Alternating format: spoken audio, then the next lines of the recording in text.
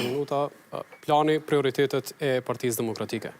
Faleminderit, përshëndetje për ju, për gjithë qytetarët e Kaçanikut, përshëndetje edhe për kandidatët që jemi këtu së bashku.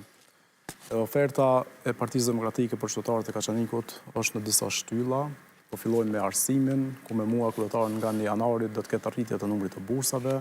do të ketë transport falas për gjithë nxënësit në shkollat e mesme, do të ketë digitalizim të shkollave që përfshin pajisje me tabela digjitale dhe me kabinetet e informatikos. Do të ndërtojmë 2 shkolla, shkollën e Mendurakut dhe shkollën Ali Aslani në Dokonaj. Do të ndërtojmë 2 qerdhe, një palestër sportive në Dubrav, ambientet e shkollave të jashtme do t'i funksionalizojmë, do t'i bojmë me oborët më të gjelbërta e me parqe më të mira, dhe panele solare dhe anekse në mes të shkolla profesionale, në mes të praktikës profesionale dhe teorisë. Për të vazhduar me shëndetësi, ku do të ndërtojmë objektin e qendrës për punë sociale,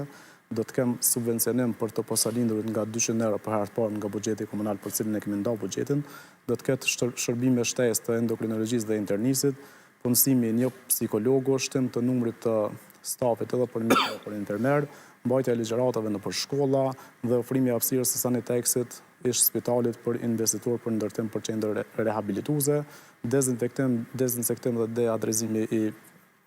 hapësirave publike, për të vazhduar me infrastrukturë dhe urbanizëm, asfaltimi i rrugës Orniev Stagov, që fazën e parë me të kryt ashtë me vazhdu me dytën, rehabilitimi i rrugës Bob Dogonaj dhe Kaçanik Vjetër Begras, shtrati i lumit Lepens Kaçanik Kovaçes, 2 kolektorët, 3 ura në Biçes Nikaj, të xhamia e dëshmorëve që e lidh me Rënjevën,